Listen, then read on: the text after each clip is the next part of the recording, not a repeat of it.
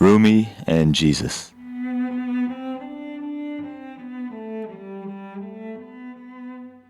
The deeply rooted ties and affiliations between Persians and the Western world, particularly with the Christian communities, can be traced back to our long and fascinating shared history, particularly to an era when there was still no sign of Christ or Christianity. Within the narratives of New Era, in Luke 18, verses 2 through 8, we can clearly read the accounts of Magi, or the wise Zoroastrian priests of the East, who, based on their advanced astronomical knowledge, had already predicted the miraculous birth of Jesus, and were anxiously waiting for Christ's first coming from the heavens. Indeed, it was precisely the three Persian wise kings, three kings of the Orient, who, despite putting their own lives at risk and enduring the long journey, went to Jerusalem bearing gifts to baby Jesus, thus also saving his life from the imminent threats posed by the adversaries, King Herod. As Rumi says, any prophet who still dwells in the womb of his mother shall have his bright star already illuminating the world.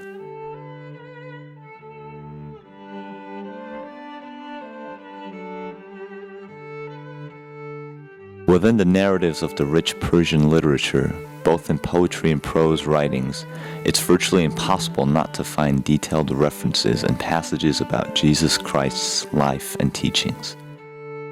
The most shining references are particularly embedded in the magnificent, mystical works of famous Sufi poets hailing from the historic greater Khorasan, Sanai, Attar, and Ghazai.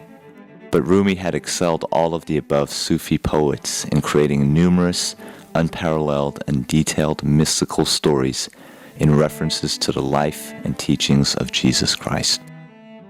Thanks to his unmatched mystical dispositions, far-reaching humanistic visions, and the unlimited love and tolerance for all human beings, regardless of their nationality, race, or religion, Rumi has also immensely influenced the Western world. In fact, Rumi's translated works in America for the past few years have reached bestseller status. Rumi beautifully explains his humanistic and universal perspectives in these very meaningful verses.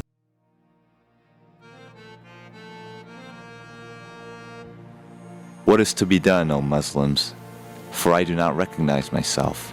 I am neither Christian, nor Jew, nor Zoroastrian, nor Muslim. I am not of the East, nor of the West, nor of the land, nor of the sea. I am not of nature's mint, nor of the circling heavens. I am not of the earth, nor of water, nor of air, nor of fire. I am not of the embryon, nor of the dust, nor of existence, nor of entity. I am not of India, nor of China, nor of Bulgaria, nor of Saxon. I am not of the kingdom of Iraqin, nor of the country of Khorasan. I am not of this world, nor of the next, nor of paradise, nor of hell. My place is the placeless, my trace is the traceless. 'Tis neither body nor soul, for I belong to the soul of the beloved.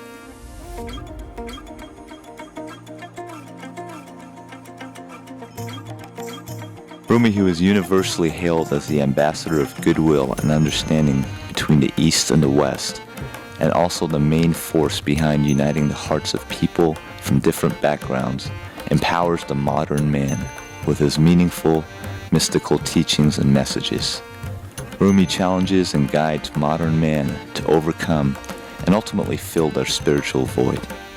Rumi thus resembles an astute physician bound and determined to remedy the modern societies being plagued with serious diseases. As one of the truly devoted followers of the truth, Rumi emulates Jesus by also embarking on the mission of alleviating the pains and sufferings of the sick, the disabled, and the neediest. It is a known fact that Rumi matured into a more tolerant and respectful of other people's faiths after meeting his spiritual teacher, Shams Tabrizi, who was responsible for him going through a profound transformation of worldly perspectives. Sufi tradition has it that Jews and Christians would not only sit at the feet of Rumi listening to his mystical sermons, but on some occasions they even joined Rumi during his Sufi Sima whirling ceremonies. Rumi states, "Suddenly an intoxicated Christian who had joined the Sima whirling ceremony was erratically colliding with Rumi. His students were obviously very irritated, but Rumi lectured them. 'He's the drunkard, but why are you all also acting so intoxicated?' They responded, 'But he's a Christian.' Rumi had shot back, 'So be it. He's also a creature of the Lord, isn't he?'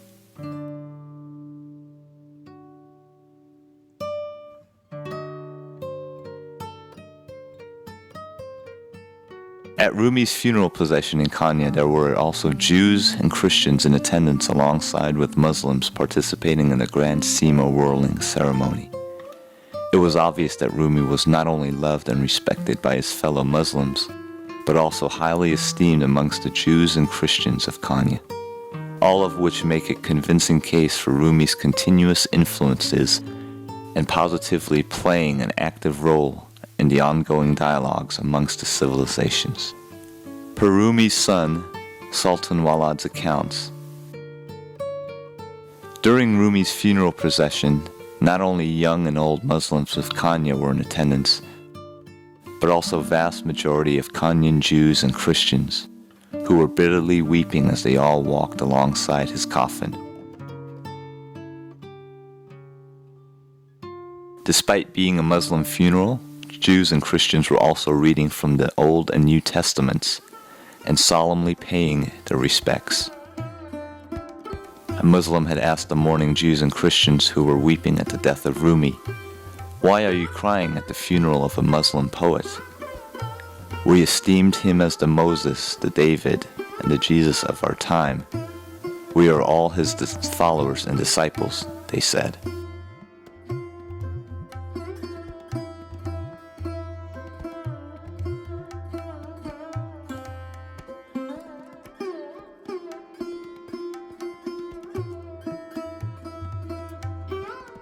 Indeed, Rumi had come into this world to unite and bring peace amongst the people of all nations and religions.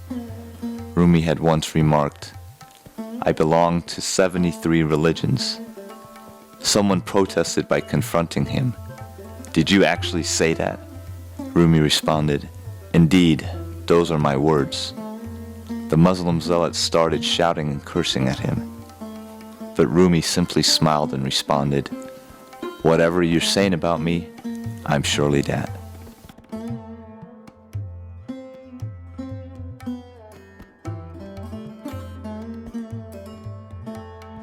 Rumi also mentions the unity of 72 nations and a mystical story containing a metaphorical reference to Jesus dipping a multicolored shirt into a large washing jar, and the shirt miraculously turning into a single white-colored dress. He says, "Jesus dipped a multicolored shirt into the washing jar, and it was instantly turned into a single-colored dress. Just like the fish in the pure water, being of one color brings happiness to all."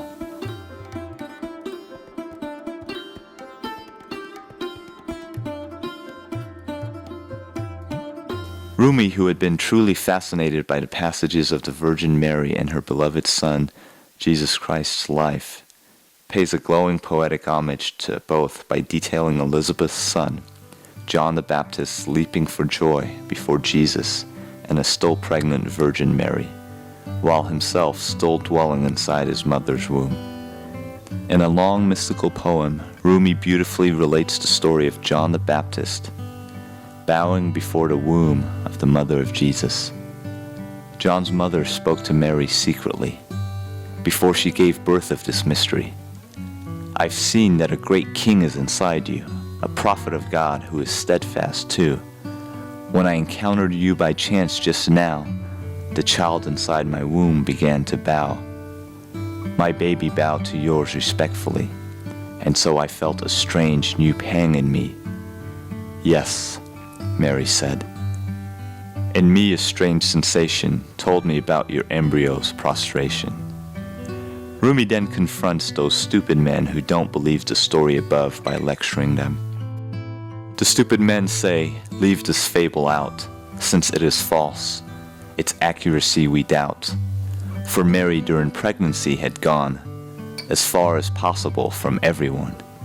Rumi then concludes the story by explaining that the true meanings of any mystical teachings are always deeply hidden within its passages. A story is a bushel which contains meanings inside, as though they are wheat grains. The wise man will take meanings grains, but pay no heed to bushels which will fade away. The tale about the rose and nightingale is rich in meaning, though it's just a tale. Drawing conclusions from the above mystical story, Rumi confronts the skeptics by teaching them. Let the skeptic know all that is absent in the world is present to one who receives ideas from God. To Mary, John the Baptist's mother would appear, though she was far away from her. You can see a friend, even with your eyes shut, when you've made the skin a window for spiritual ideas. Throughout Rumi's poetic works, which are embedded with deep mystical teachings, one cannot find any superficial stories or explanations. With his profound vision, Rumi gives a new life to each and every of his mystical stories. Rumi deliberately uses complex metaphorical stories as a way of compelling his readers to decipher their mysteries, thus helping them in their spiritual quests for self-discovery.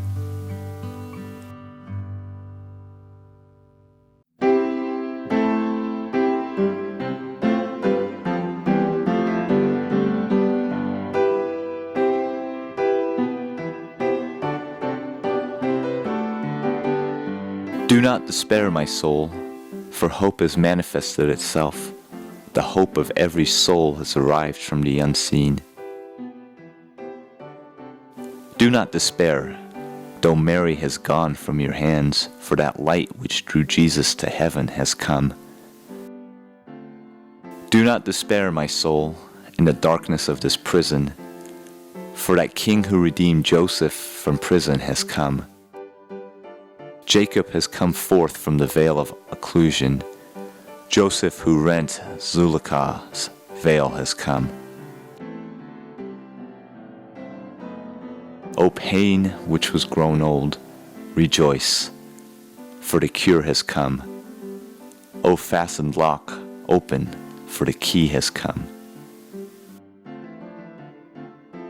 Keep silence, for by virtue of the command, be, that silence of bewilderment has augmented beyond all speech.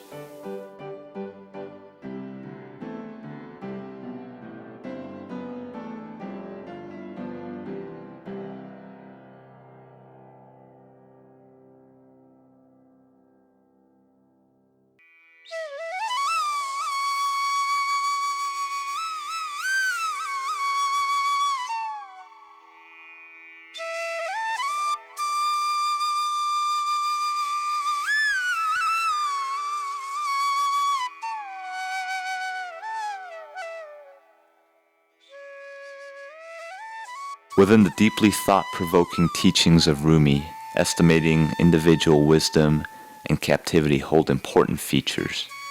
In the mystical story of Jesus running away from the fools, Rumi makes clear references to the miracles of Jesus, such as healing the blind and the deaf, resurrecting the dead, and also breathing life into clay birds.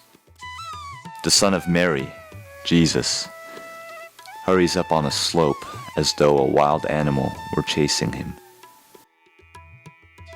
Someone following him asks, "Are you the one who says words over a dead person so that he wakes up?"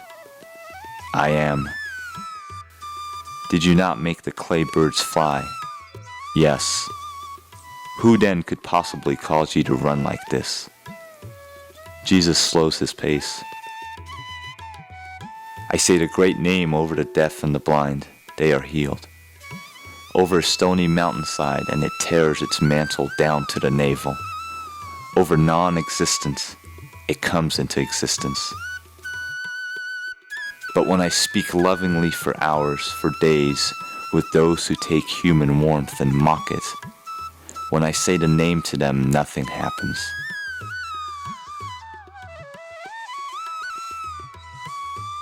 They remain rock, or turn to sand, where no plant can grow. Other diseases are a way for mercy to enter, but this non-responding breeds violence and coldness towards God. I am fleeing from that.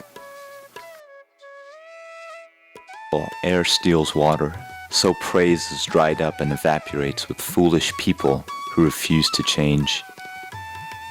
Like cold stone you sit on, a cynic steals body heat.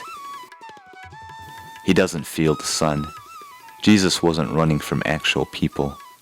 He was teaching in a new way.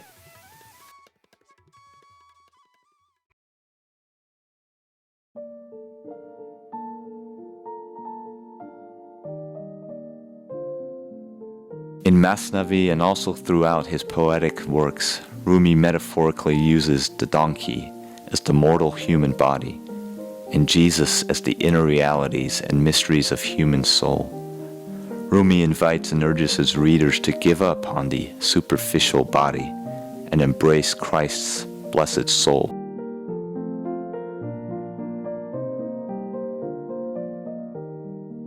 The soul of Jesus is always dwelling within you, he says. Seek Christ's blessings, as he's the true healer. Rumi thus teaches us that we must abandon our self-destructing donkey animal instincts and devotedly embrace the soul of Christ. Rumi warns us that failure to do so will result in our descending into the low levels of donkey animals. You've abandoned Christ and followed your own selfish ego. Ultimately, you'll end up like a donkey in an animal barn.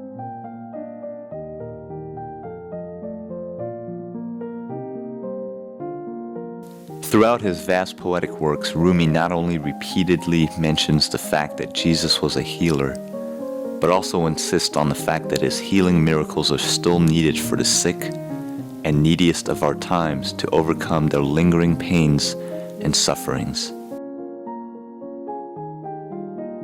Each morning they went to his door.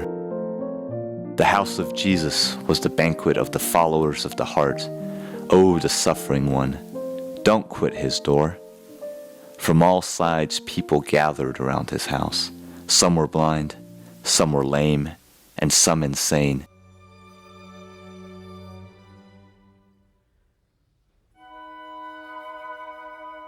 The breath of Jesus and Christ's raising the dead are prominently featured throughout the rich Persian literature. Sufi mystics such as Rumi have repeatedly mentioned and used the breath of Jesus as a metaphor to not only awaken the consciousness of spiritual seekers, but also to guide the mystic lovers in their quest for self-discovery.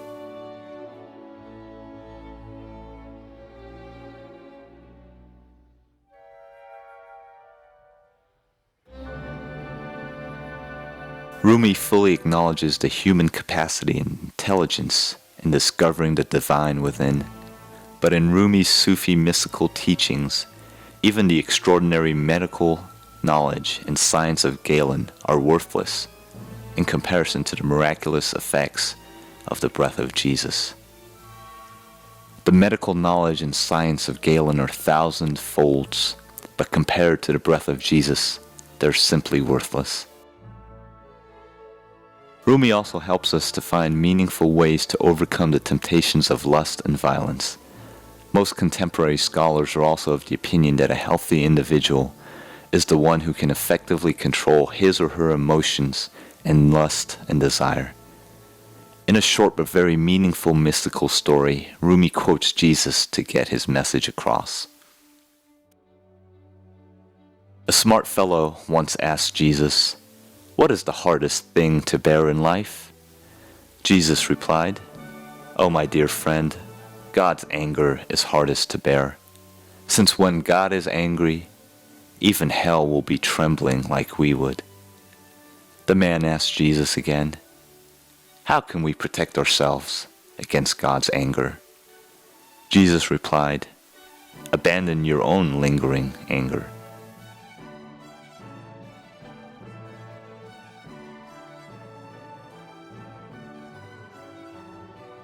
In another mystical story, Rumi tells the account of Jesus complaining to God when he was asked by him to leave the animal barn he had slipped in to hide from his enemies. Jesus complains, "Even the children of your four-legged creatures can find a shelter, but you can't find a roof and shelter for the Son of Mary?"